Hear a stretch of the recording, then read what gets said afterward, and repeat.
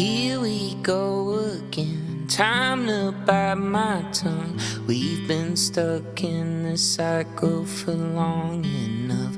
Try to save my breath, maybe just this once we could forget about it and just move on. I don't know where we're going, but I don't care as long as I'm with you, with you. It feels like everybody's talking, but nobody's ever listening, and it breaks my heart because I know I can't stay out of it, stay out of it.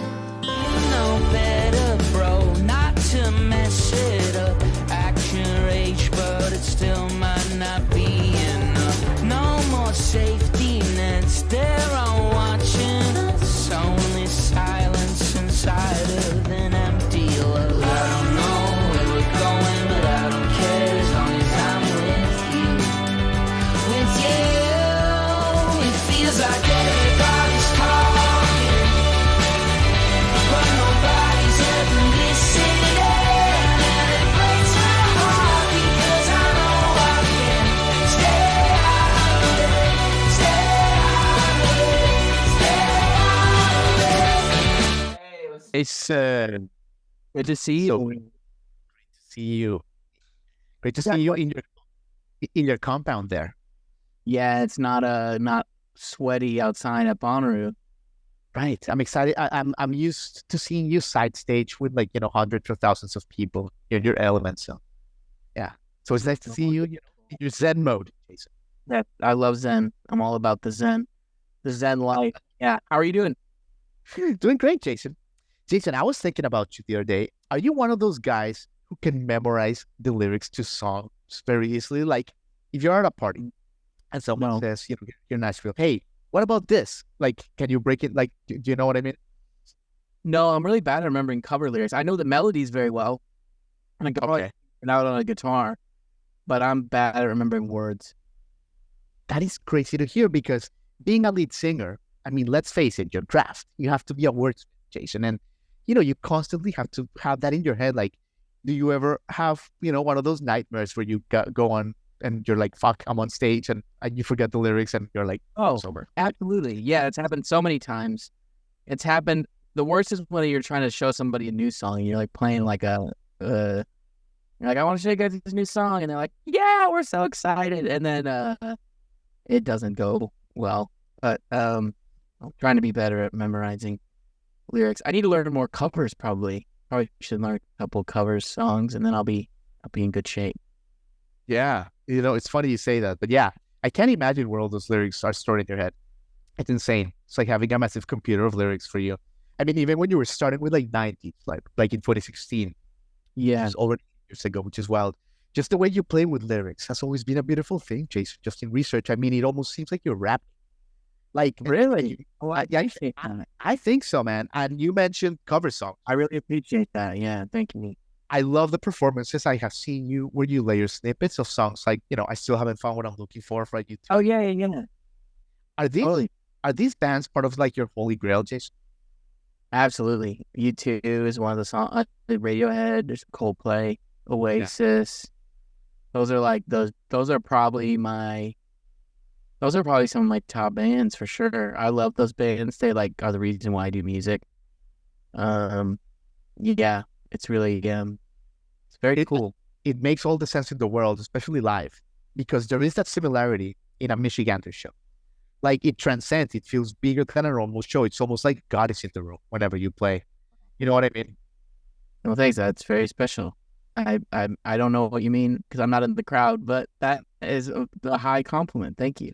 I'll tell you what I mean, Jason. When you play like Let Down at Bonnaroo, right? And you have all those people of all these different races, nationalities, age groups coming from all over the world singing I Got High Hopes.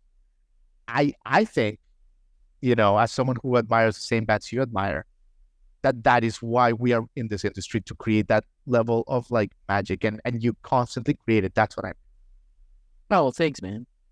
I think that's kind of the goal, right? So I think trying to do more of that is always in the back of my mind, and it is very cool to like, I know like a festival is one thing, but to do like my own headlining show and know like all these hundreds or 1,000 people showed up to see me play songs I wrote in like this room or in my bedroom. And like, I know how hard it is to like buy the tickets and pay the fees and pay for the parking and then like go out to dinner and like afford all that. Like, I know that struggle big time. Yeah. And so just know that people do that and show up is like, and then they're all like singing, because I know like I don't have like one like very distinct fan base, you know, like the fan base is kind of all over the place, which is cool, but it's also like, it's cool when it's extra special when people like of all these different like backgrounds, like what you said, come together and like sing a song. It's very special. Definitely feels cool. Yeah, totally. And you're on a hot streak, Jason, and like the stuff that you're writing now is just incredible. But I was thinking, now that you're on a role, like at the role that you are right now as a songwriter, like you're really being acclaimed, like does that keep you up at night, Jason? What I mean is, do you sit and worry, and are you like, how the heck am I gonna come up with the next one and the next one and the next one? I'm not an artist. That would scare me.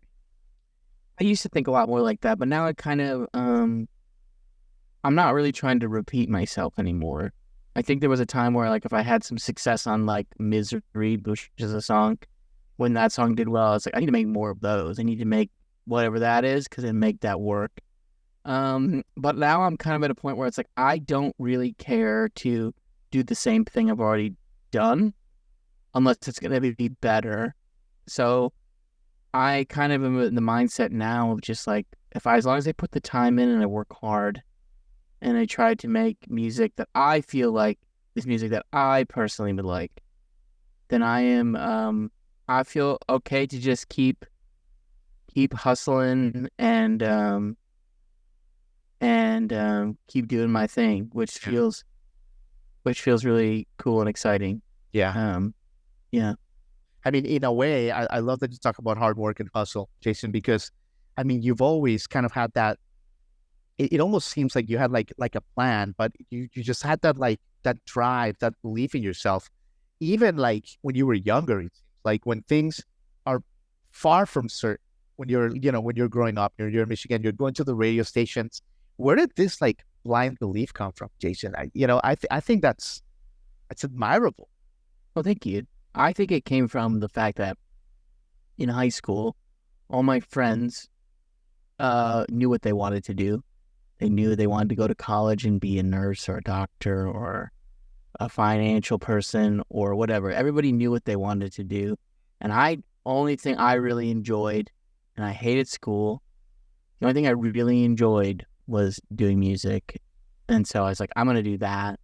And everyone said, you probably can't do that. It's like really hard to do. And it is very hard to do. They're right for saying that. But I think I think so many people telling me no for so long is part of the reason why I want to, I mean, there's a little bit of spite and like, I want to prove a lot of people wrong. Yeah. And so that is definitely part of it. But I thought like, if I'm going to do this at a level that is like financially possible or like to pay my bills, which especially when you're starting are not very much, it just kind of seemed attainable. And it was something I loved doing. So it's just like, I always, and I still feel this way, but I know that I just like, it's a little bit out of fear that I just need to like do this thing and, and keep doing it. Cause I just recorded another interview with a friend of mine and we were talking about, we would have no idea what we would do if we weren't doing this. So I love doing this. And I love getting to talk to people who care about my stuff. And it's special. Does that ever go away, Jason? And what I mean is, you've played big stages, you've played the biggest festivals. Do you ever, like you played Lollapalooza to 30,000 people? Is there part of you that is like a little bit of an imposter syndrome still? Like, does that still drive you? That's a good question. I think when I played Lollapalooza, I was like, it's really cool that I'm here, but I was like, no one's going to watch us play. And I thought like, if there was like 500 people, I would be stoked. I would be so excited. And then I try not to look until I walk out at every festival. It's kind of thing I get nervous about. And so when we got on stage, there was like 10,000 people by the time we finished. And that was really surreal to see and experience at that level. So that time I felt imposter syndrome. At Bonnaroo was the first time, which was like last couple weeks ago. Bonnaroo was the first time that I felt ready for that. Yeah. It was the first time I felt like we held our own, and we're like, Oh yeah. it's me and my three friends, and we're up there just playing songs, and we're playing them, and I don't want to say deserve this, but I felt like for the first time we were at the level. Oh yeah. Where we did a good job, and like walked away, and I think I will look back on that festival and be like, oh, I look back at Lollapalooza and I like watch videos from that and I go, we were very good. But I think I will look back on this one fondly. Yeah, you made it look easy. Like if you made it look like you could have played another 2 hours. Oh, easily. Yeah, I mean, we practiced that 45-minute set up and down for, like we ran it so many times the day before. Yeah. So we knew it was all muscle memory at that point. Love it, Jason. By the way, Jason, how's the move to Nashville been with your wife thus far? I mean, obviously, like you've recently, you got signed to 30 Tigers and the Warner Chappelle thing and all that. But like, as a couple, as humans, how do you feel in Nashville now that you've been here a few years? I love it so much. I think it's like a nice place to do what I do. I don't think there are very few like music business cities. I think there's only like 2 or 3 in the country and maybe a couple others around the world. But like, it makes my life and job easier living here, and makes it just from like a touring standpoint, because I'm like in the middle of the country, right? From like getting ready to tour and all the gear we need and all the repairs and stuff we need and like all that stuff, rehearsal spaces. There's so much of that here. So yeah, yeah. I think that was it's a natural fit. And your missus also, she's happy. She's made oh yeah, she loves. Yeah, she loves it. She's been here longer than I have. I love it. She loves it. I love it, Jason. Jason, you're being so good with your time. I have to ask you about something that we can look and laugh a little now, but it wasn't so funny when it happened. Which is, when you broke your leg. I know I've talked about it like a million times. But for my audience that may not know, I mean, your last cycle, you're getting a lot of momentum. And you're filming a music video out in LA, the outskirts of LA, and you broke your leg, right? That is true. I did break my leg. How did it happen? And that must, I know right away you made a like a tongue-in-cheek video, but that must have taken a little bit of a mental health toll on you. Big time. Yeah. Something probably I'm still my camera went away. I don't know why. I'm sorry. You can hear me still, right? Yeah. Oh, okay. I think that my what is going on here? I'm so sorry. It looks like everything. Okay, can you see me? You can see me again? No, I can hear you. Great voice. There it is. Yes. Okay, cool. I think that that whole thing was like, that was so tough for me, like emotionally, and still continues to be really tough. And what happened? Were you just goofing off, or like were you like? No, it's just like I literally, truthfully, was going to pee, and like, I'm so sorry about my camera. Don't worry. Okay, cool. I was going to the bathroom to pee, and on my way back, in the wilderness, I slipped on some brush and fell and broke my leg. Yeah. So that was quite the bummer. But it was like kind of like adrenaline in the moment, and then the days and weeks and months later, recovering, were pretty low. Brutal, sure. Yeah. But we had to cancel the whole tour. Like we put it into next year, which honestly was not the worst thing, because then, I mean, more people found out about me because of the broken leg story, which is cool. But Yeah, it was all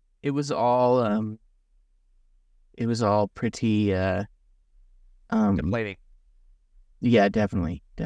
No, and we can laugh about it now because you're back in with the Oh, vengeance and double down and all that thing. But man, like, yeah, I can see how in the moment that would have been like, what the hell? What the fuck? Yeah, I can totally yeah, see that. absolutely. And amazing. Well, Jason, you've given us so much of your time and we appreciate it. Thanks for Just want to coming. thank, no, just want to thank you, Jason, because the music that you're creating is the music that set me personally on this life musical purpose as well. Like the big sounding, God is in the room, bring us all together kind of thing. And you're carrying that torch, and you're sounding incredible. And every time we witness you live, it's an honor, Jason. And thank you so much for being on the show. Dude, thanks so much for caring. Appreciate it. Absolutely. Take care. Yeah, we'll see you, man. Have a good one. Hi, everybody. Thanks for watching. Subscribe here for the latest from the show. Also, be sure to check out more of the best clips from J-Rod Concert Media.